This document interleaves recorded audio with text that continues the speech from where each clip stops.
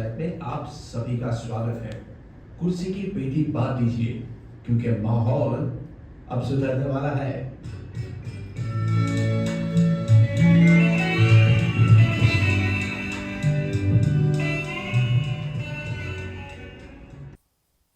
Hi hello and welcome to Poppedia podcast. મારું નામ કુનાલ છે. આજના એપિસોડ અમે વિજયગીરી બાવા જોડે કરી રહ્યા છે. Vijaygiri Bava is a contemporary film maker in the Gujarati industry and we are going to talk about films with you today sir. અને first of all congratulations and all the best for the film Kasumbo. તો મારે podcast ત્યાંથી જ ચાલુ કરવો હતો કે what does the word Kasumbo mean, અને દેન ટુ ફોરવર્ડ ઇટ કે how hard is it to make a period drama or a period film in Gujarati industry. કસુંબોની વાત છે તો રામ રામ ડાયરાને સૌથી પહેલાં કસુંબોના ઘણા બધા મતલબ છે. આમ તો લગભગ બધાને ખબર હશે. સૌથી બધાને ગલગલિયા કરાવે એવો મતલબ છે કસુંબો એટલે કે પીણું, નશો. કસુંબો એટલે બેસિકલી નશો, એમ જે પીવો અને તમને નશો ચડે. કસુંબોના ઘણા બધા મતલબ છે. એમાંથી પ્રચલિત મતલબ છે એ નશો. એના સિવાયનો એક બીજો મતલબ છે જેના બેઝ પર કોન્ટેન્ટ, એટલે અમે લોકો જે ફિલ્મ કરી છે, એટલે હું એવું નહીં કહું કે આના કારણે જ છે કે આ જ મિનિંગ છે, પણ એક એવો પણ મતલબ છે કસુંબોનો કે જે આજના જમાનામાં કહીએ તો તમે એક સર્વિસ પ્રોવાઈડ કરો, પણ એ એવી સર્વિસ હોય કે જેમાં તમારું કમર્શિયલ ગેઇન ન હોય, જેમાં તમારું જે પેલું સેલ્ફિશનેસ ન હોય, અને તમે કાંઈક સર્વિસ પ્રોવાઈડ કરી હોય ને એના બદલામાં તમને રિવાર્ડ મળે, દેટ ઇઝ કોલ્ડ કસુંબો. એ ભગવદ્ ગોમંડળમાં એનો એવો એક મતલબ છે કે જ્યારે કોઈનું કોઈ સમર્પણ બદલ કે કોઈ પણ એક પોતાના સ્વાભિમાનની કોઈ લડાઈ હોય અને એની સામે કોઈક લડ્યું હોય ને એને જે ગરાસ આપવામાં આવે એને પણ કસુંબો કહેવાય. તો એનો એક આ મિનિંગ પણ છે. અને એક બીજો મિનિંગ છે કે જ્યારે કસુંબો શૌર્યનું પ્રતીક, બ્રેવરીનું પ્રતીક એટલા માટે છે કે જ્યારે પણ તમે કંઈક એડવેન્ચરસ કરવા જાઓ ત્યારે તમને શું જોઈએ? કોન્ફિડન્સ. કોન્ફિડન્સ વગર કોઈ લડાઈ છે એ શરીર બાહુબલથી જીતાતી છે જ નહીં. ફિઝિકલ સ્ટ્રેન્થ એ તો એ વન ઓફ ધી એક કોમ્પોનન્ટ છે, પણ સૌથી મોટી લડાઈઓ જીતવા માટે શું જોઈએ? તો તમારો કોન્ફિડન્સ, આત્મબળ. તો એ આત્મબળ જે તે સમય એવું હતું કે આત્મબળ તો અંદરથી હોય, કોઝ માટે હોય, બિકોઝ તમે કયા કામથી લડી રહ્યા છો એના માટે બહુ મહત્ત્વનું છે. પણ જ્યારે જૂના જમાનામાં યોદ્ધાઓ યુદ્ધ કરતા હતા, વોરિયર્સ લડતા હતા, એ સમયમાં આવી ફાર્માસ્યુટિકલ કંપનીઝ નહોતી અને પેઇન કિલર્સ નહોતી, તો કસુંબો ઘોળીને એમને પીવડાવવામાં આવતો અને એનાથી એમનું પેઇન હીલ થતું, એટલે પેઇન કિલરની રીતે પણ વપરાતું. બીજી રીતે જોવા જાઓ તો શૌર્યનું પ્રતીક એવી રીતે છે કે કસુંબો પીધા પછી માણસ કોઈક એવું સારું કામ કરતો જે સોસાયટીના બેનિફિટ કરે.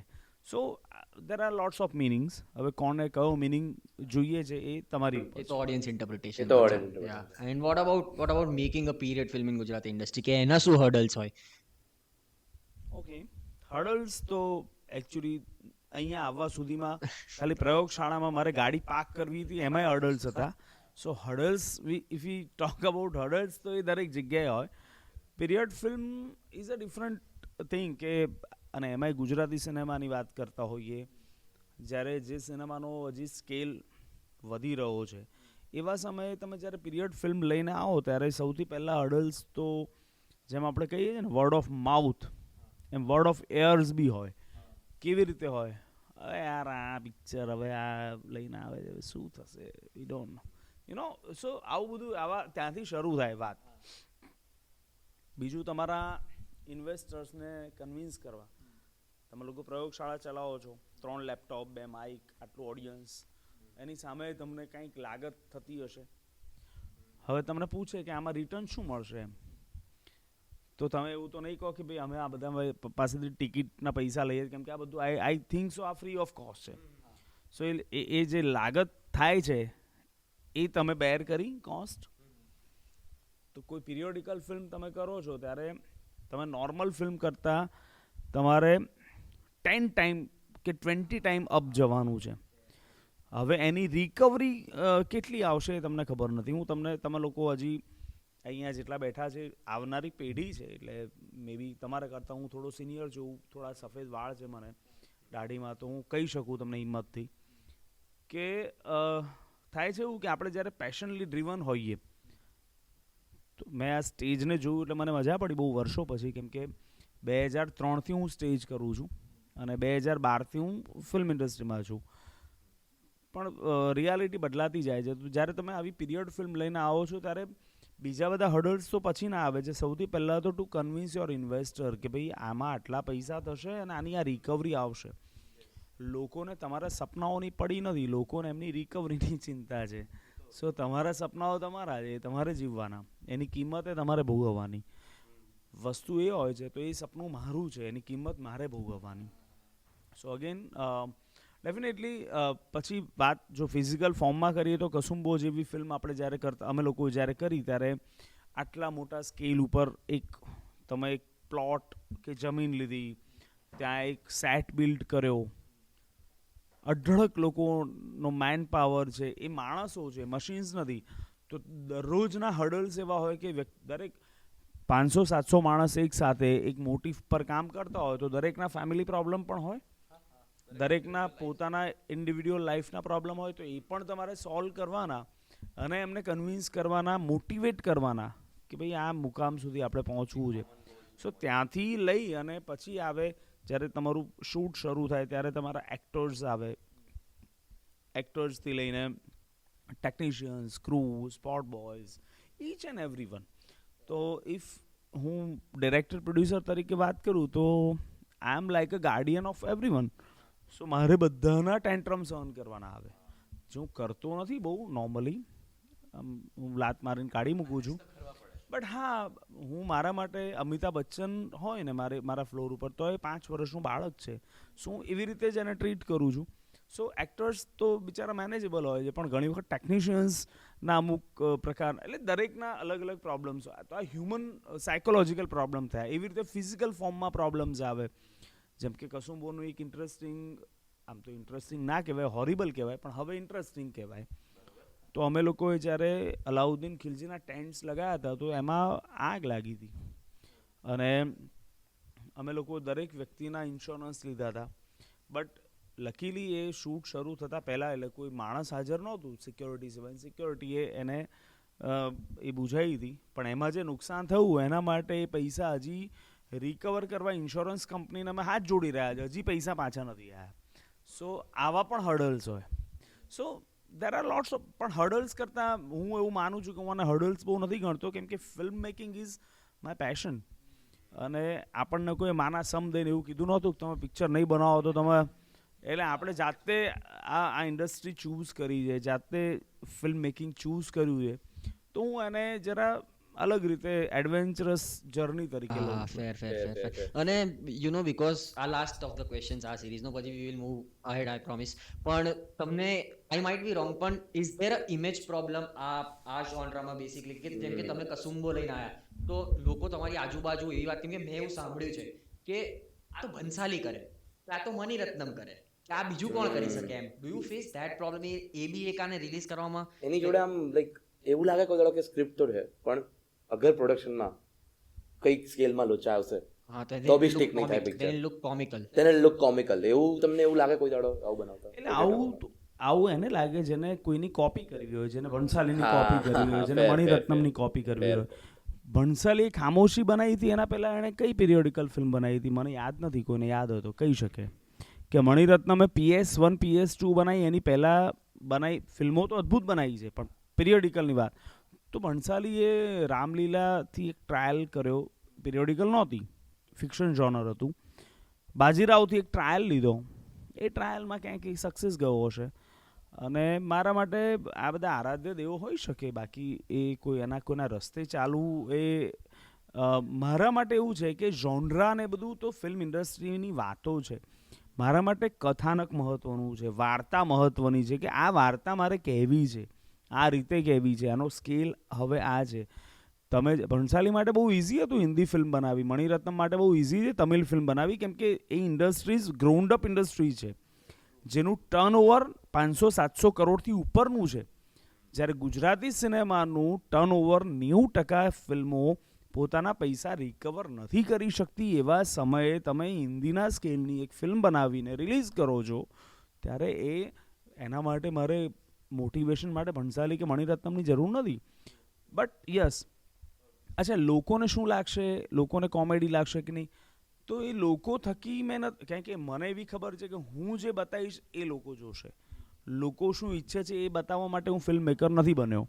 સો એ ડિફરન્સ છે, એ that is a different call. અને આપણે તમે બ્રેકેટ્સની વાત કરી કે મેં જ્યારે પ્રેમજી બનાવી તો એને ઓફ બીટ કહી દેવામાં આવી, કે આને આ કહી દેવામાં આવ્યું, ને જોનરા જે સબ ડિવાઈડ થઈ જાય છે. મારે તમને પૂછવું હતું કે હવે એઝ યુ સેડ કે ગુજરાતી ઇન્ડસ્ટ્રી વધી રહી છે, પણ એ હજી એટલી મોટી નથી થઈ ગઈ. તો ડુ યુ થિંક કે આપણી જોડે સ્પેસ છે, અગર આપણે એ જ બ્રેકેટને યુઝ કરીએ for the lack of better word, કે એક્સપેરિમેન્ટલ સિનેમા જે છે, કે જે આર્ટ સિનેમા છે, વિચ આઈ થિંક કે 21મું ટિફિન એ લાઇનમાં છે થોડુંક કે આર્ટ સિનેમાની. તો ડુ યુ થિંક કે એ વધી શકે છે મોર એન્ડ મોર? જે ફ્રાન્સમાં થયું હતું, જે ન્યૂ વેવ આવી હતી, એવું ગુજરાતમાં, because you are a film maker and producer in the contemporary times, તમને એવું લાગે છે કે એવી વેવ એક આવી શકે છે અહીંયા? Are the investors ready? Is the audience ready તમારા પર્સપેક્ટિવથી કે તમારા પરસેપ્શનમાં? So you are talking about the headline, the wave, the art cinema. You are talking about the headline. Cinema is not all about headline. It is about a process, first of all. એક minute, ઘણા લોકો અહીંયા બેઠા હશે, તમે એકબીજાને ખાલી perception પૂછજો, અને જે જોતા હશે, આર્ટ સિનેમાની વ્યાખ્યા ખાલી પૂછીને મને 10 લોકોને સેમ પેજ પર લાઈન બતાવો, પછી આપણે સિનેમાના ઇન્વેસ્ટરો ઉપર જઈએ.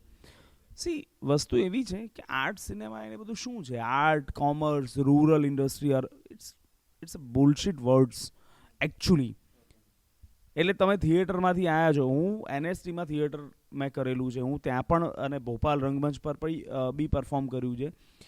સી, મેથડ એક્ટિંગની એક વાત કરીએ આપણે, તો આઈ રિસ્પેક્ટ મેથડ એક્ટિંગ. મને ખાલી એક વાત કોઈ જણાવશે, અને બહુ જૂની ને જાણીતી વાત છે, એટલે આમાં હું કંઈ નવું કહી રહ્યો એવું મને નથી લાગતું. તો લોકો એમ કહે છે કે ભાઈ ફલાણા ભાઈએ મેથડ એક્ટિંગ કરવા માટે થઈને આટલા 2 વર્ષ દાઢી ઉગાડી, અથવા તો ગરીબીમાં રોડ ઉપર રહ્યા, તો મરવાની એક્ટિંગ હશે તો એ ભાઈ મરી જશે, સુસાઇડ કરી લેશે.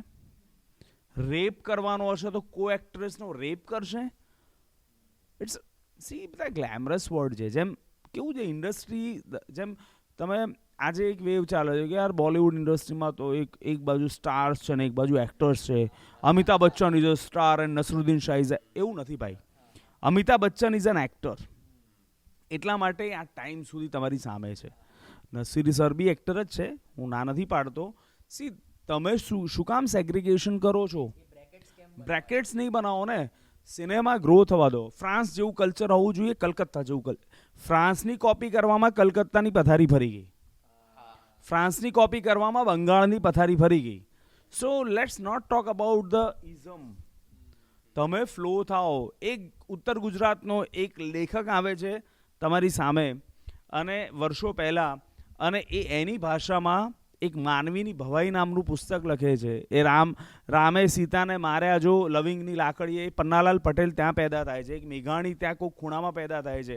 એક ઉમાશંકર જોશી, એક કનૈયાલાલ માણેકલાલ મુનશીને, કોઈક રામ મોરી પેદા થાય છે. અહીંયા તો એક તાર પર અહીંયા તમારી સામે બેઠો. સી, વસ્તુ એ છે કે તમારી આર્ટને, અને બીજા ઘણા બધા લોકો છે, બધાના નામ યાદ નથી કરતો હું, એટલે નથી યાદ, પણ એવું તમે તમારી આર્ટને ફ્લો થવા દો ને. તમારું કન્વિક્શન, તમે લોકો આજે એક પ્રોગ્રામ કરી રહ્યા છો, અહીંયા થોડા લોકો બેઠા છે, આ લોકો કંઈક જાણવા જોવા આવ્યા હશે, કંઈક વિશ્વાસ તમારામાં હશે તો આવ્યા હશે. હું પણ છે આજે મારા બિઝી શેડ્યુલમાં મારી પિક્ચર રિલીઝ છે, અને જો હું કમર્શિયલી જોતો હોઉં ને તો હું આટલા ઓડિયન્સમાં આવું જ નહીં ભાઈ. મિનિમમ 10,000નું ઓડિયન્સ હોય તો મને એમ થાય કે હું એક્ટર્સને લઈને જઉં તો મારું પ્રમોશન થશે. બટ હું શું જોઉં છું, કેમ કે મેં થિયેટર કર્યું છે, મેં ઘણી બધી વસ્તુ, તો મને એમ છે કે ચલો એક સ્ટુડન્ટ કંઈક મળીને કંઈક કરે છે તો આપણે જઈએ.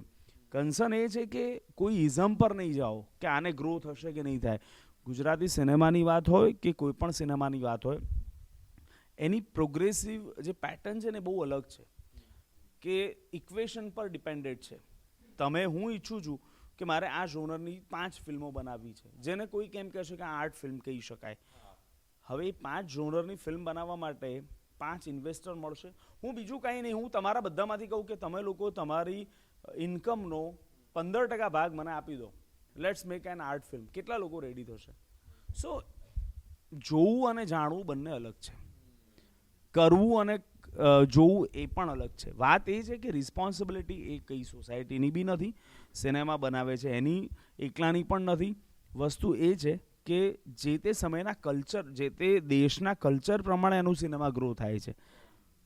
એ જે તે દેશની ભાષા, કલ્ચર, તમિલમાં અલગ પ્રકારનું કલ્ચર છે, તેલુગુમાં લાગુ નથી પડતું, એ કર્ણાટકમાં કન્નડામાં લાગુ નથી પડતું, ને મલયાલમમાં લાગુ નથી પડતું, કે ગુજરાતીમાં લાગુ નથી પડતું. ગુજરાતી તો આપણે હાઇબ્રિડ પ્રજા છીએ, થોડા મેન્ટલી હાઇબ્રિડનો મતલબ મારો બહુ અલગ છે કે ભાઈ આપણે એટલે આઈ એમ ગ્લોબલ, ગુજરાતીઝ આર ગ્લોબલ, કે ભાઈ બધે પહોંચે, એટલે એને પોઝિટિવ વેમાં કહીએ તો જ્યાં કોઈ ન પહોંચે ત્યાં ગુજરાતીઓ હશે એમ.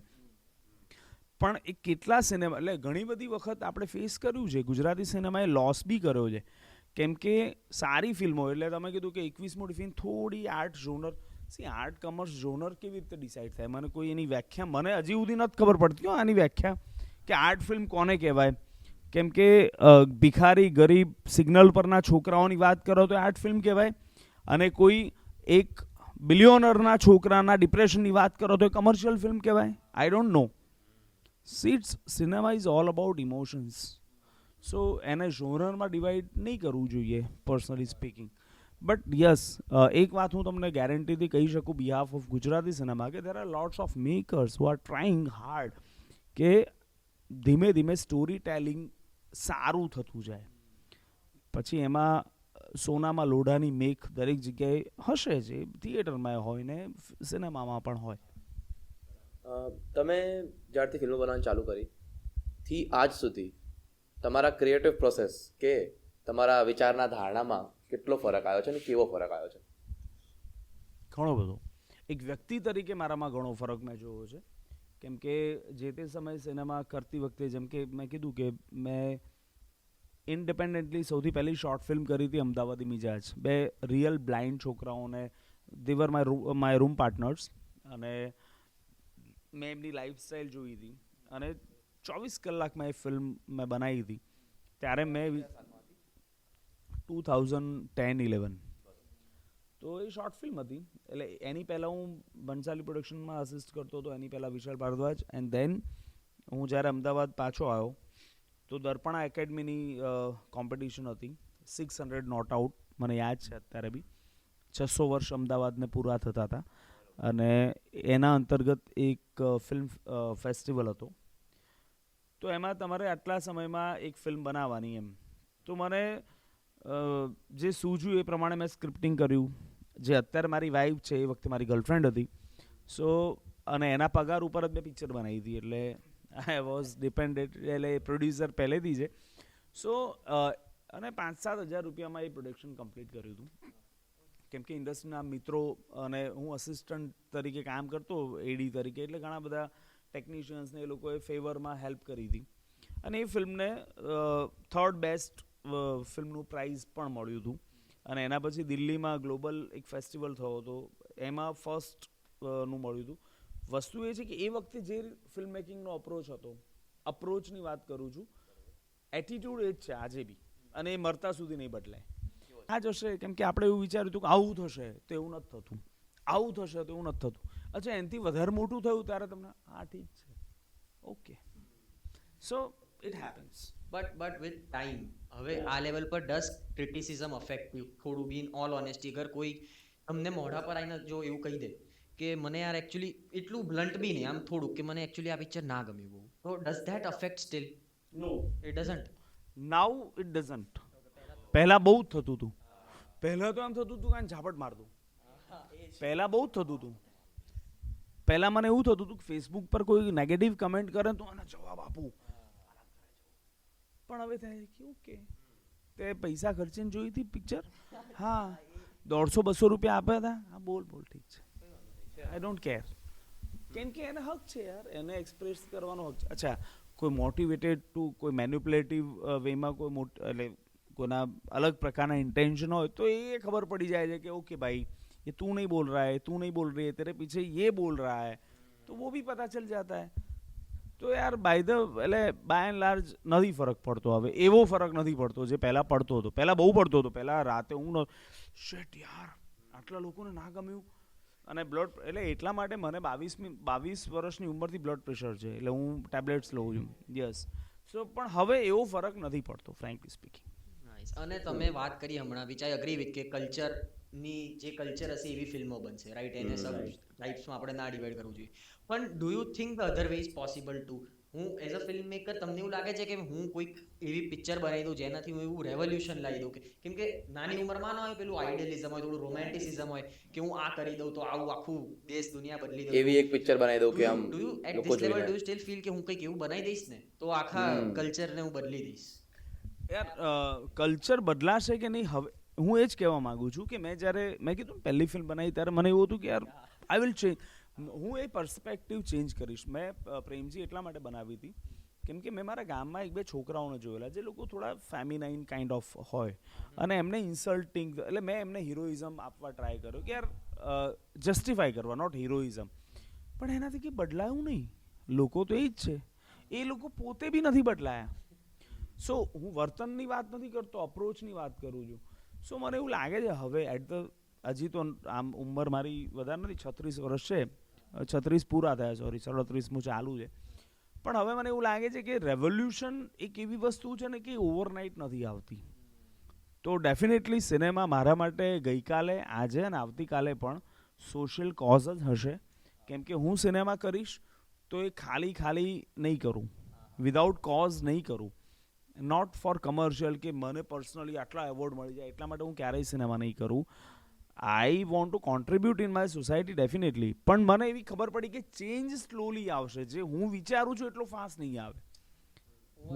હું એમ વિચારું કે યાર 21મું ટિફિન બનાવ્યા પછી હું એમ વિચારું કે યાર દરેક ગૃહિણીને એના ઘરમાં આ જસ્ટિસ મળશે તો એ તરત નહીં મળે મે બી. કેમ કે 21મું ટિફિનમાં ઘણા લોકો એવું કહે કે યાર આ શું આ એક્સ્ટ્રા મેરિટલ અફેરની વાતો કરો છો. એટલે શું લોકો સમજે છે આને? સો તમારે હવે એ સ્કૂલ ખોલવાની કે લોકોને એ સમજાવવાનું કે it is not extra marital affair film. આ એક સ્ત્રીની એવી વાત છે કે જેણે આખી જિંદગી પોતાની અડધી ઉંમર રસોડામાં ખપાઈ દીધી, એને એક સારી રોટલી બની છે, સારું શાક બન્યું છે, મસાલો સરસ નાખ્યો છે. આનાથી એને જો હેપીનેસ મળતી હોય, એ હેપીનેસ આપનાર વ્યક્તિ સાથેની વાતને તમે એક્સ્ટ્રા મેરિટલ અફેર સાથે ખપાવશો તો તમને બદલતા તો વર્ષો જ હશે યાર, નહીં ચેન્જ થઈ શકો તમે એટલા જલ્દી. સો એવી હોપ બી નથી કે ઓવરનાઇટ, પણ ડેફિનેટલી હું એક કમિટમેન્ટ આપી શકું કે Gujarati cinema industry will lead the Indian cinema industry over period of time. Nice. પણ that hope is a good thing. No, તમે કીધું કે no, it is not only hope. I can see it. Yes. પણ my point is કે તમે કીધું કે Premji is about boys who are more on their feminine side, કે જે થોડાક સ્ત્રીઓ જેવા છે, કે એમની હરકતો થોડીક એવી છે. એ તરત ના થયું, બટ યુ સ્ટીલ થિંક કે ક્યારેક કોઈક જોશે તો કોઈક બદલાશે ને કોઈક બીજાને બદલશે ને some time it will happen, right? તો એ એક હોપ બી રહે જ ને as a film maker with 21મું ટિફિન એઝ વેલ. હોપ વગર તો કાંઈ થતું જ નથી. આપણે હોપ પર જ જીવીએ છીએ. અમારા મોન્ટુની બિટ્ટુમાં એક ડાયલોગ હતો કે હું બહુ હોપફુલ છું અને મારા હોપમાં એચ કેપિટલ છે. So it is like that. Crazy. અને હવે મારે પૂછવું હતું કે યુ નો ગુજરાતી ઇન્ડસ્ટ્રીમાં હજી બી આપણે જે પિક્ચરો જોઈ રહ્યા છે ને એ હીરોના નામ પર વધારે ચાલી રહી છે, રાઈટ? કે આમાં આ હીરો છે, કે આમાં આ હીરો છે. ડુ યુ થિંક કે એક ટાઈમ પછી એવું થશે કે ફિલ્મ મેકર વિલ ઓવરપાવર એ કાસ્ટને અને એ પ્રોટેગનિસ્ટને કે હીરોને કે એક્ટરને, કે પછી એના જ નામથી એ પિક્ચર ચાલશે? અને do you want that as a film maker? તમને એવું જોઈએ છે? આઈ મીન ઓફકોર્સ તમે પિક્ચર બનાવ્યું તો તમે તો એવી રીતે ના જોતા હો કે આ કાસ્ટ ને આ એક્ટર ને you see it as a whole, right? પણ ડીપ ઇનસાઇડ તમને એવું થાય કે મારો નામથી આ પિક્ચર ચાલવી જોઈએ, કે કોઈ બી ફિલ્મ મેકરના નામથી આ પિક્ચર ચાલવી જોઈએ, સમથિંગ લાઈક દેટ? એકચ્યુઅલી આ ક્વેશ્ચનમાં ઘણા બધા સબ ક્વેશ્ચન્સ છે. એમાંનો એક ક્વેશ્ચન હું તને પૂછીશ કે તમારી પાસે એવા આંકડાઓ છે જેવું કે આ એક્ટરના કારણે આ પિક્ચર બહુ ચાલી? એવા કોઈ રિયલ આંકડાઓ છે કોઈની પાસે? Exactly, I have that data. Actually regional industry south સિવાયની, સાઉથને હવે તમે રિજનલ ન કહી શકો, સાઉથમાં તમિલ તેલુગુને તો બિલકુલ હિંમત નહીં કરવાની રિજનલ કહેવાની. મેઇન સ્ટ્રીમથી વધારે એ લોકોનું ઇન્વેસ્ટમેન્ટ છે ને કલેક્શન છે. ગુજરાતીમાં સ્ટીલ અમદાવાદ ABSR કહે છે એક બેલ્ટને અમારા ડિસ્ટ્રીબ્યુટરની લેંગ્વેજમાં. અમદાવાદ, બરોડા, રાજકોટ, સુરતને છોડીને અમારી ઇન્ડસ્ટ્રીના સ્ટાર્સને હજી નથી ઓળખતું કોઈ. તો એવું નથી કે કોઈ એક્ટર પર ફિલ્મ ચાલતી હોય. હું તમને એક એક્ઝામ્પલ આપું. છેલ્લો દિવસ તમે બધાએ જોઈ હશે. હું અહીંયા કોન્ટેન્ટ ક્રિટિસિઝમ પર નહીં જાઉં. એમાં કયો સ્ટાર હતો જેના માટે છેલ્લો દિવસ ચાલી હતી? કેન યુ ટેલ મી? મલ્હારભાઈ હતા, યશભાઈ હતા, મિત્રભાઈ હતા, આરજોભાઈ હતા. આપણા ઘણા બધા મિત્રો છે, પણ એ વખતે એ લોકોની ફર્સ્ટ ફિલ્મ હતી, રાઈટ? તો એકચ્યુઅલી એવું છે કે કોઈ પણ રિજનલ કોન્ટેન્ટ જે હજી ગુજરાતી સિનેમા એ રિજનલ કેટેગરીમાં છે, એ વધારે મારા ખ્યાલથી કોન્ટેન્ટથી ચાલે છે, નહીં ડિરેક્ટર કે નહીં એક્ટરથી ચાલતી હોય. લોકોને અને કોઈ ગમે તે કહેતું હોય કે યાર લોકો આવા જ એમને નથી એવું. એકચ્યુઅલી જે લોકો ગુજરાતીઓ જ્યારે ₹1 ઇન્વેસ્ટ કરવાનો હોય શેર બજારમાં, તોય આટલું વિચાર કરતા હોય, તો એ 200-300 રૂપિયાની ટિકિટ લઈને કોઈ પિક્ચર જોવા જાય છે ને તો એમને નથી જતા. તો તમારે એવું માનવાનું કે જે ફિલ્મો ચાલી છે, ચાલીના પછી આંકડાઓમાં ઘણા બધા ફરક હોય. હું તમને એક સમજાવું કે તમે કેટલા સ્ક્રીનમાં એને રિલીઝ કરી, એ સ્ક્રીનનું કેટલું કલેક્શન છે, એ રીતે ચાલી ન ચાલી એ બહુ અલગ આખો ટેકનિકલ વિષય છે. તો એ અત્યારે બી એવી રીતે, હા, પણ વી હેવ ગુડ એક્ટર્સ, એટલે જેમના ફેસીસના કારણે લોકોનું ક્રાઉડ ભેગું થાય છે. અને ગુજરાતીઓનું ક્રાઉડ સૌથી છેતરામણું હોય છે. જે બિચારા એક્ટરોને એમ લાગે ને કે યાર હજારો લોકો મને જો, એ લોકો ફૂટફોલમાં કન્વર્ટ જ નથી થતા. એટલે ટિકિટ એક્ઝેક્ટલી જે લોકો ફેસબુક ઉપર તમને એમ કહેતા હોય ને સર ફિલ્મ ક્યારે રિલીઝ કરો, એટલે મેકરને એમ થઈ જાય કે યાર પીપલ આર વેઇટિંગ, ભાઈ આ 100 રૂપિયાની ટિકિટ નહીં લે, इससे बच के रहो, ये रॉन्ग नंबर है, wrong number. So we have lots of wrong numbers. Actually Gujarati cinema જોનાર ઓડિયન્સ છે ને નાના પોકેટ્સમાં છે, નાના સિટીઝમાં છે. એ ઓનેસ્ટ ઓડિયન્સ છે જે ફેસબુક ઉપર ક્યારે ફેન સો કોલ્ડ એ નથી, એ લોકો ક્યારે કાંઈ આર્ટિકલ નથી લખતા. એ લોકો જાય છે ફેમિલી સાથે, પિક્ચર જુએ છે, અને એમના જ્યારે પૈસા પડી જાય છે ત્યારે ફરીથી પછી એ નથી રિપીટ કરતા. But those are audience. તો એ આવું છે. બીજું કે કેવું છે કે એક્ટરથી ફિલ્મ ચાલી કે ડિરેક્ટરથી ચાલી, હું બહુ ફ્રેન્કલી મારો ઓપિનિયન પર્સનલી તું પૂછે તો હું કહીશ કે મારા માટે એ બહુ મેટર નથી કરતું કે ક્રેડિટ કોને મળે છે, એ ડિરેક્ટરને મળે છે કે એક્ટરને. ઇમ્પોર્ટન્ટ છે કે એક ફિલ્મ એના યોગ્ય સ્થાને પહોંચે. કેમ કે લોકો માટે તો એક્ટર જ છે. હવે આપણે અહીંયા બેઠા છીએ તો તમને લોકોને ડિરેક્ટરની પણ થોડી વેલ્યુ છે, તમે લોકો રાઇટર્સને બી ઓળખો, લિરિસિસ્ટને ઓળખો, બહુ તો ટેકનિશિયન્સમાં DOPને ઓળખો, તમે બહુ તો ઓડિયોગ્રાફરને ઓળખો કે કલરિસ્ટને ઓળખો. ઓડિયન્સ માટે શું છે યાર, એ તો એક્ટર છે ને વાર્તા છે. તો અને એટલા માટે જ હું કહું છું કે actors are tools for me as a film maker. એ લોકોને એટલે ટૂલ્સનો મતલબ છે કે ભાઈ એ એમને લઈને, એટલે એક્ટર્સ જ ફેસ હોવા જોઈએ, મને કાંઈ વાંધો નથી. સો મારી ફિલ્મ વિજયગીરી બાવાના કારણે ચાલે એવું નથી જોઈતું મને. મારી ફિલ્મ વર્ક કરવી જોઈએ, લોકો જોવા જોઈએ. એ કયા એક્ટરના કારણે જોવે છે એ એમની ઉપર છે. સો એવી કોઈ એક્સપેક્ટેશન મારી નથી ક્યારે. હવે તમે જે કીધું કે બહુ બધા રોંગ નંબર્સ છે, કે બહુ બધા એવા લોકો છે જે લોકો અપ્રિશિએટ બહુ કરે છે બધે જ, પણ they don't show up in the cinemas. એવું કેમ છે? તમને કેમ એવું લાગે કે એવું હશે?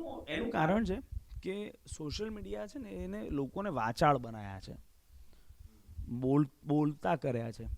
એટલે એવું થાય કે આજે તમે ફિલ્મ મેકર છો અને હું તમારી ફિલ્મની નીચે કમેન્ટ કરું છું કે તમારી વાત વિશે, હું તો મારું સોશિયલ મીડિયા હેન્ડલ જ નથી કરતો એટલે મને બહુ ટેન્શન નથી થતું, પણ એની નીચે કોઈકે કંઈક લખ્યું એટલે તમને એવું થાય કે ઓ આઈ હેવ ફેન ઓલ્સો. પછી તમે એને રિપ્લાય કરો એટલે એ વ્યક્તિને એમ થાય છે કે યાર ઓકે મેરે કો તો ये एक्टर रिप्लाई कर रहा है तो आई एम ऑल्सो सेलिब्रिटी.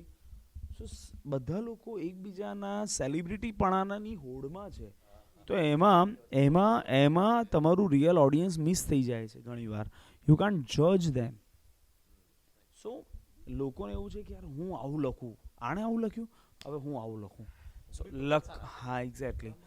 જેમ કવિ લેખકો આપણે જ્યારે સારી વસ્તુ છે, લોકો એક્સપ્રેસ થાય, લોકો એક્સપ્રેસ કરે એકબીજાને, એટલે પોતાની જાતને એક્સપ્રેસ કરે, બહુ સારી વસ્તુ છે. પણ સમટાઈમ સિનેમામાં એ જજમેન્ટ, એટલે આ મેં ફેસ કર્યું છે, એટલે કહું છું બીજા મેકરે કદાચ નહીં કર્યું હોય તો આ રૂલ અપ્લાય બધાને ના પણ થાય.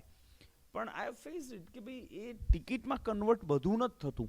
અને ઘણી વખત તમે વિચાર્યું ન હોય એ વસ્તુ તમને 21મું ટિફિનની વાત કરું કે મેં જ્યારે 21મું ટિફિન રિલીઝ કરી ત્યારે લોકડાઉન ખુલ્યું હતું અને 50% ઓક્યુપન્સી નો ટાઈમ હતો. મેં 21મું ટિફિન જેટલા પૈસામાં બનાવી એના 5 ગણા મેં થિયેટરમાંથી રિકવર કર્યા છે. શું એક રીતે કહેવા જવું તો એ સૌથી હાઈલી ચાલેલી ફિલ્મ કહેવાય. પણ નંબર્સ તમે ગણવા જાઓ તો એ કોઈ સમ CRsમાં ન હોય, કેમ કે ફિલ્મની મેકિંગ ઇન્વેસ્ટમેન્ટ એન્ડ રિટર્ન તમારે એવી રીતે કોઈ પણ ઇન્ડસ્ટ્રીને કોઈ પણ સિનેમાને જજ કરવું જોઈએ. સો એ એવી રીતે થતું હોય છે. અને તમે આની વાત કરી, મને ક્યુરિયસ ક્વેશ્ચન આવ્યો and I might be wrong again, પણ એ છે કે મારા ઘરે જેમ કે અગર કોઈ નવી પિક્ચર આવી હોય બોલિવૂડની અને મારા મમ્મી પપ્પાને કહું કે ચલો જોવા જઈએ, તો my mother father would be like કે હમણાં આવી તો જશે નેટફ્લિક્સ પર કે પ્રાઇમ પર, which is still not that much prevalent in for the Gujarati industry. કે અગર કોઈ ગુજરાતી પિક્ચર આવે તો હજી એટલું બધું એનું એવું નહીં થઈ જાય કે ચલો આ તો હમણાં ક્યાંક OTT પર આવી જશે તો જોઈ આવશું. તો do you see that as a good thing or a bad thing, and what do you think about the Gujarati OTT see? OTTમાં એવું છે કે અધર OTT પ્લેટફોર્મ જેમ કે એમેઝોન, નેટફ્લિક્સ ને એ લોકો જે રીતે ડેસ્પરેટલી સાઉથ સિનેમાને એન્ડોર્સ કરે છે એવી રીતે ગુજરાતીને નથી કરતા. કારણ શું છે? તમે બોલ્યા એમ જ જવાબ છે કે ભાઈ આપણા મા બાપ એમ કહે છે કે તો આવી જશે OTT પર, ગુજરાતી માટે કોઈને રાહ નથી. કેમ કે આપણને આપણી એવું કંઈ બહુ ફરક નથી પડતો. સાઉથની પિક્ચર આજે મને ઘણા બધા લોકો મળે તો એવું કે ત્યારે મને છે ને આ બધામાં નહીં મજા આવતી, આપણે તો છે ને નેટફ્લિક્સ પર અંગ્રેજી પિક્ચર આ જોઈ નાખવાની. હવે આની સામે તમે શું વાત કરો? તો તમે એટલે આ તો આખી વાત જ અલગ થઈ ગઈ. હવે જેમાં લોકો ગુજરાતી ધંધાની વાત આવે એટલે હમણાં મોદી સાહેબને અંબાણી કહે ને કે હું ગરવીલો ગુજરાતી એટલે બધા ત્યાં સ્ટેટસ મૂકશે. ગુજરાતી સિનેમાની વાત આવશે ત્યારે કે અમે તો ગુજરાતી નથી જોતા. સો ડબલ સ્ટાન્ડર્ડને તો કોઈ જવાબ જ નથી. એટલે જ કહું છું કે તમારું ખરેખર ઓડિયન્સ એ નાના સિટીમાં છે, એ લોકો પ્રાઉડલી જુએ છે અને હું એમના સપોર્ટમાં. અલ્ટિમેટલી વસ્તુ કેવી છે, અમદાવાદમાં હોય કે સ્ટેટસ સિમ્બોલની જેમ કે મને આ પ્રીમિયરના પાસ મળ્યા તો 10 સેલ્ફી મૂકશે, 10 વસ્તુ મૂકશે, અને પ્રીમિયરના પાસ નહીં મળ્યા તો કે આ તો બોગસ છે. સો વસ્તુ આ છે કે લોકો હજી બી એને આ રીતે જો. જ્યારે તમે સાઉથની સિનેમાને જુઓ તો સિનેમામાં એક મેકર હશે, એ લોકોના અંદરના ઘણા બધા ડિફરન્સ હોઈ શકે છે, બટ એ લોકો એક પ્લેટફોર્મ પર વાત કરશે. સોરી, અમને કોઈ હાથ ઊંચો કર્યો. અચ્છા, ઓકે.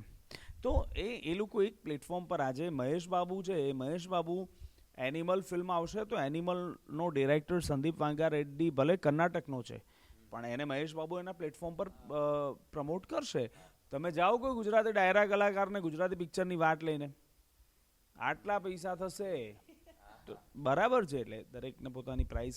બીજું સૌથી અમે લોકો આ તો તમે લોકો તો ક્યારેય આ બધી વસ્તુઓની ખ્યાલ બી નહીં હોય, તારા ક્વેશ્ચનમાં બી નથી, તો હું તને કહું છું કે સૌથી ફેક ઓડિયન્સ છે ને ગુજરાતનું NRI ઓડિયન્સ છે.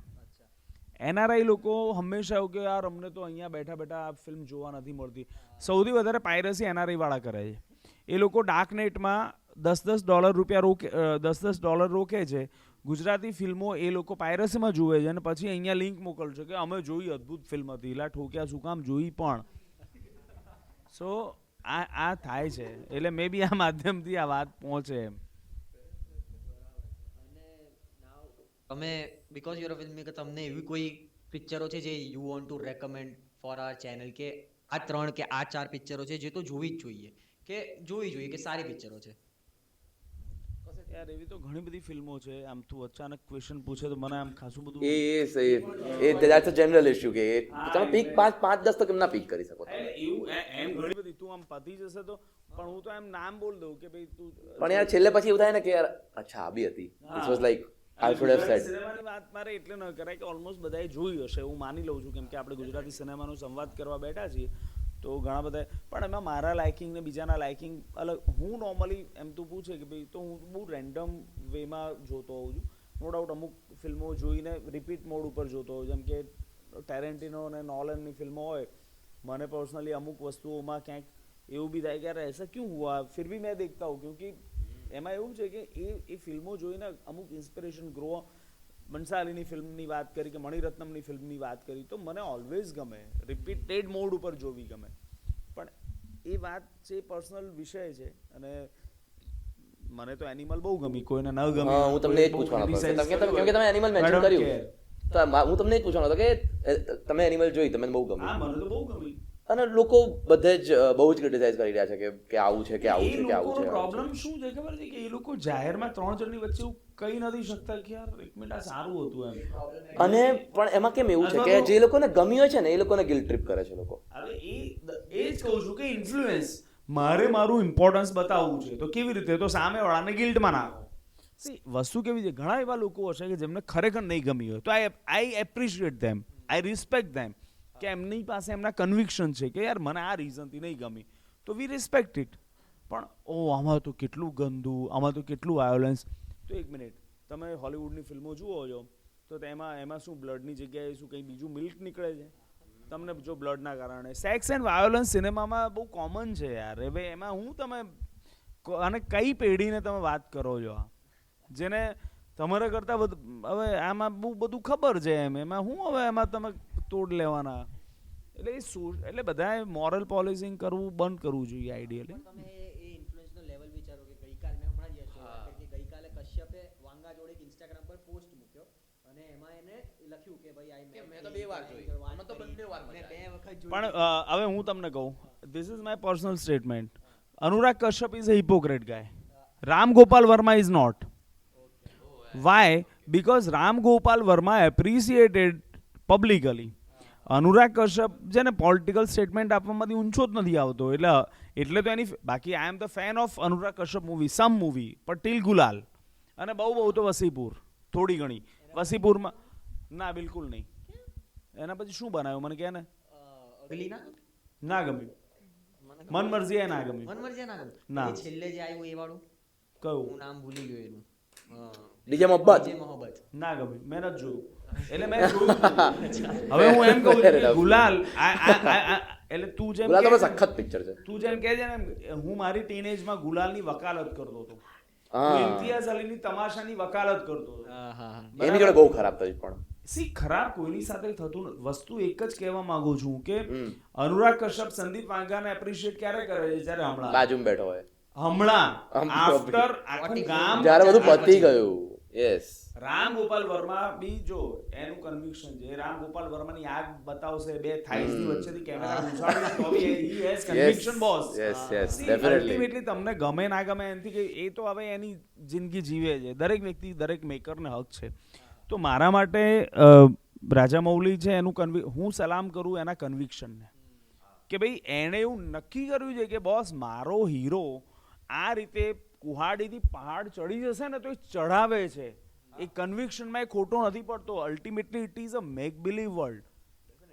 સો સંદીપ વાંકા રેડ્ડીએ એનિમલમાં મારા માટે તો અર્જુન રેડ્ડી એક ફિલ્મ મેકર, એક પોએટ, એક લેખક, એક લિરિસિસ્ટ કે એક કોઈ પણ સર્જક એક જ વાર ફિલ્મ બનાવે છે, એક જ વાર લખે છે, એક જ વાર વાર્તા કરે છે. બાકીનું બધું એના મેનિફેસ્ટેશનમાં જાય છે. હવે આ વાતને સમજવા માટે આપણે લગભગ 365 દિવસની એક સિરીઝ કરવી પડે.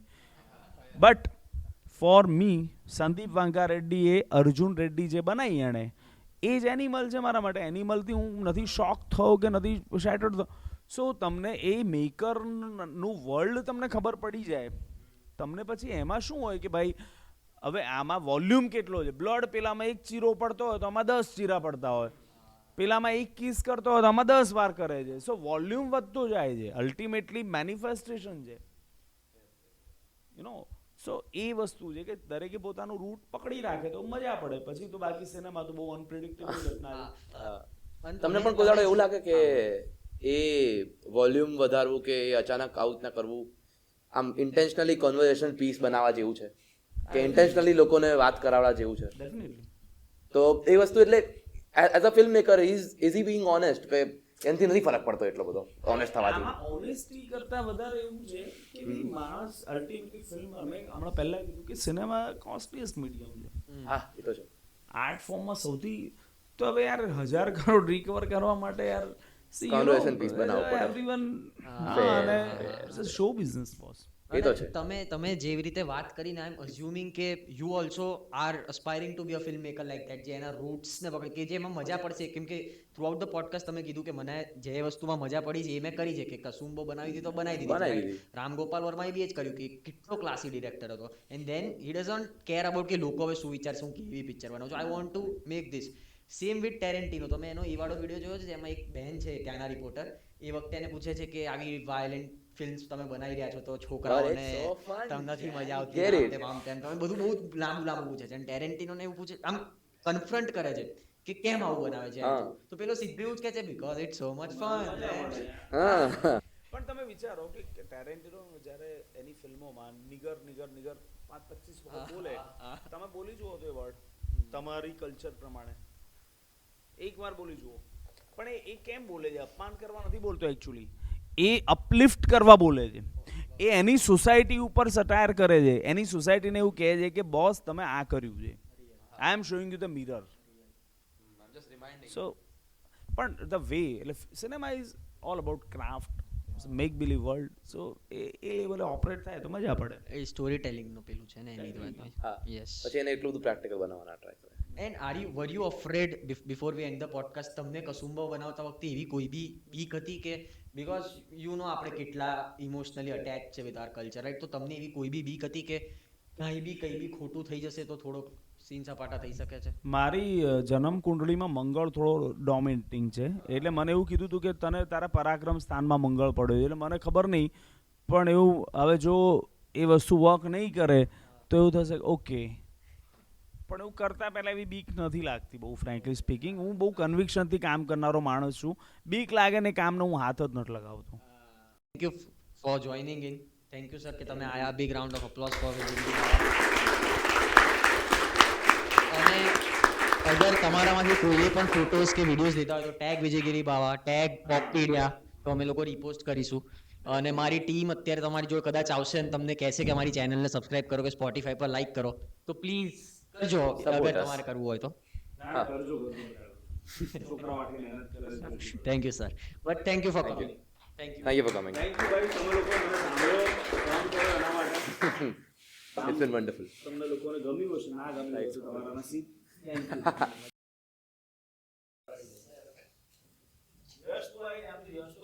હું તો લાંબુ માણસ